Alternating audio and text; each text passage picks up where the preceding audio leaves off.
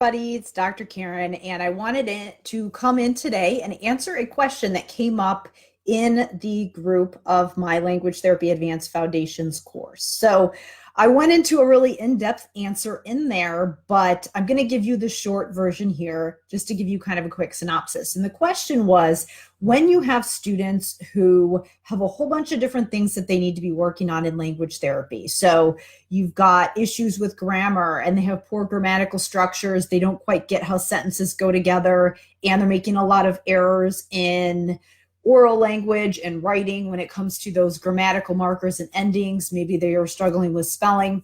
If you've got things like that going on, but you also know that they have some issues with vocabulary. So maybe their vocabulary scores are coming out low on your standardized assessments and other measures that maybe the teachers are doing. And you know that they don't really have a good sense of semantic knowledge. Maybe they've got some word retrieval issues, and you've got all of this stuff that you have to work on. And maybe you really feel like you've got to funnel it down and figure out, where do I start? The person who asked this question specifically was in a district where they said you can only write one goal for expressive language, which is unfortunate, but happens a lot of times where we've got administrators telling us you can only work on this many goals at once, or you have to just narrow it down to one area that you're going to work on. So the question becomes, practically speaking, how do we make this work? How do we know where to start? So I want to back up and talk a little bit about the root cause of processing issues. So a lot of times when we get these language referrals, we are starting to evaluate these students. We're noticing the problem because we know that they're having a hard time with overall comprehension. Maybe the students are struggling to follow directions in the classroom. And when this happens, a lot of times we uncover all of those other things, like I just mentioned: grammar, syntax, semantics, vocabulary, all of those things that your students are struggling with. And because a lot of times we feel like we need to be aligned with the curriculum, and we need to work on things that students are working on in the classroom, we feel like we need to start with the end in mind and address those high-level comprehension issues. And that absolutely is not the case. There are a lot of things that are causing those language processing issues at the word and sentence level that are actually going to make it so that your students are not going to be able to make progress on those high-level things like high-level comprehension, stating the main idea, and things like that, if they don't have comprehension at the word and sentence level. And for a lot of those students who are struggling with those high-level comprehension skills, it's because there's just a huge cognitive load. They're trying to figure out how to make sense of just those individual words in the sentences. Maybe they don't know what they mean, or maybe they don't have a good sense of sentence structure. And so that's causing all those issues with their sentences being a little disorganized, and they're not having good grammar skills. All of those things are causing a breakdown at the high level comprehension level, because if our students do not have intact language skills and they can't process one word at a time, one sentence at a time, then they're not going to comprehend the big picture. So the question becomes, when we uncover these things and we know that there is an issue with vocabulary and grammar, what do we start with?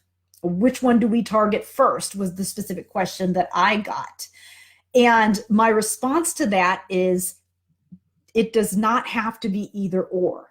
When you're working on vocabulary versus grammar, these aren't separate things. You can actually target them both at the same time when you do it with the right system.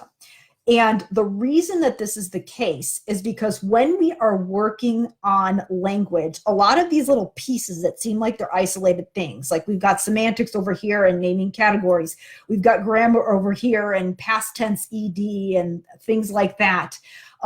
All of those things, they're not isolated things that we need to think of. We're going to target grammar and then we're going to target semantics.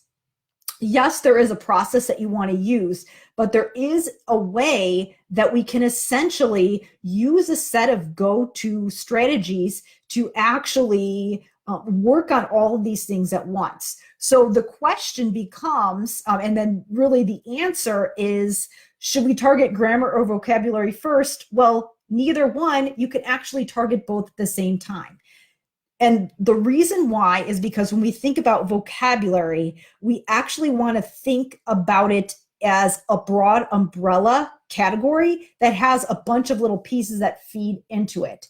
So there are actually 5 components that impact your vocabulary development. So we've got phonology, our ability to recognize words when we hear them. So recognize those sequences of phonemes that allow us to recognize that that is a word, all those sounds together as a word, and then to be able to produce those words as well. That's called having a phonological representation of the word.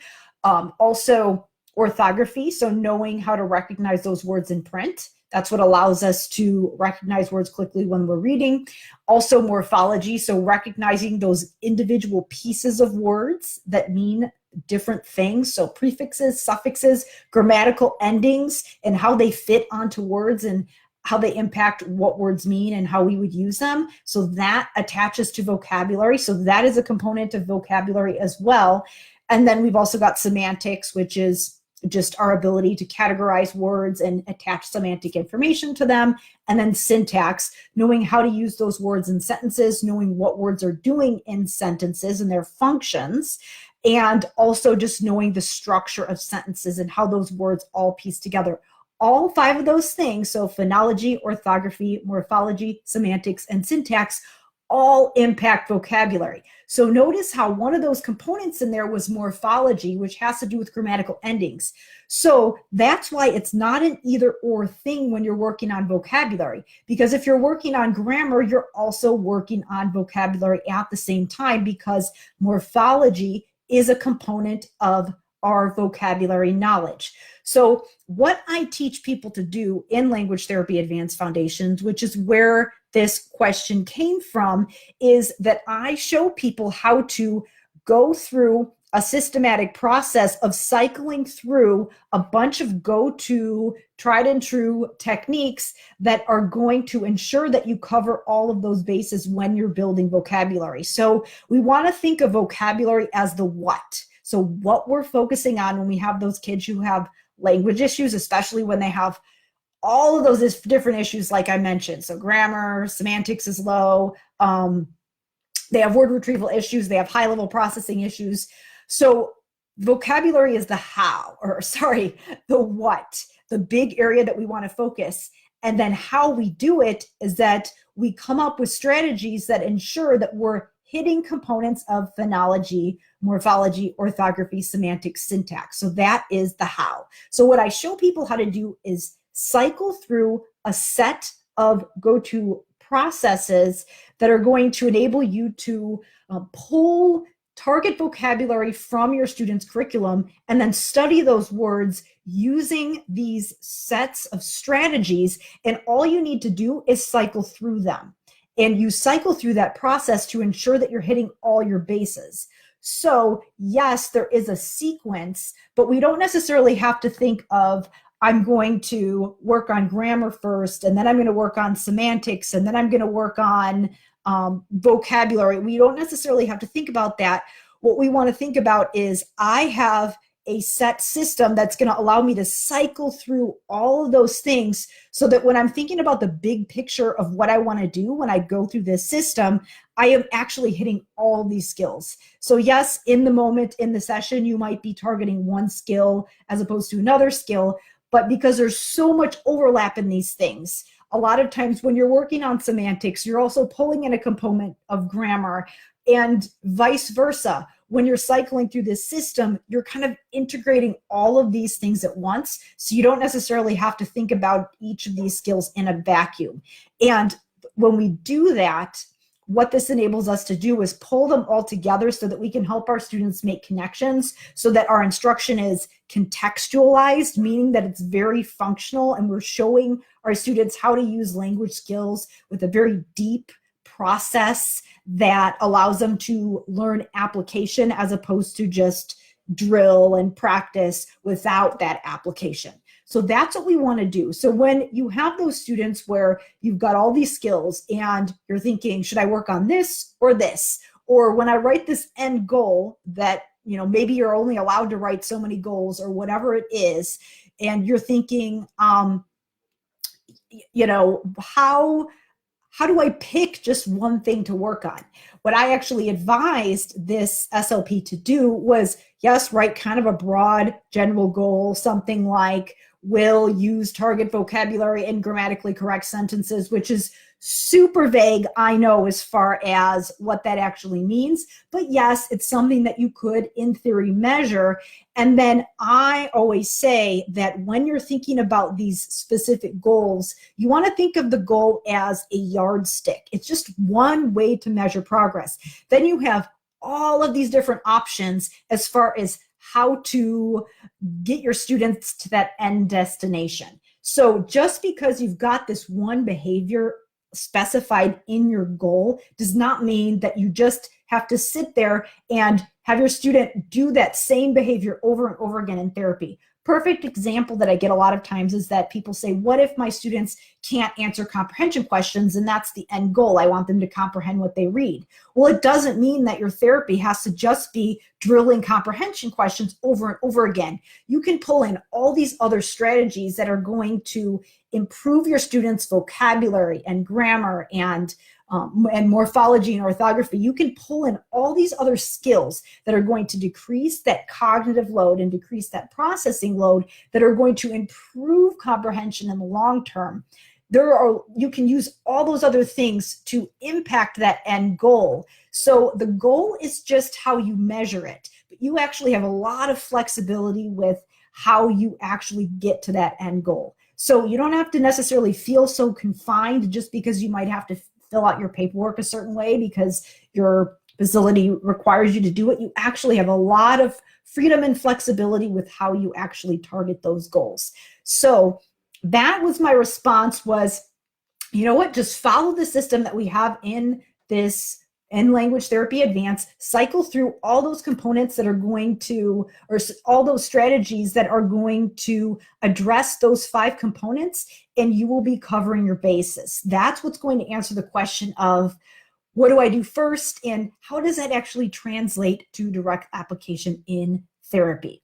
So with all that being said, I know I have referenced the Language Therapy Advanced Foundations program. So I'm going to share some links in the comments as soon as I sign off here. So number 1, I'll share the waiting list page. If you are not a member and you're interested in becoming a member, you can join the waiting list. And if you have not watched the 5 components to 10x your language therapy treatment outcome webinar, you can actually learn a little bit more about the framework that I teach in that program that is going to explain how we cycle through these techniques. So I will also share that webinar. So basically, it's just an overview of the framework that I teach in the program that is going to help you learn this process and really to help you understand why those pieces of language are going to be what really makes a lasting impact on those language processing disorders. So thanks so much, everybody, for watching. I'll share those links in the comments. And if you found this helpful, I would love if you could share this video with your friends.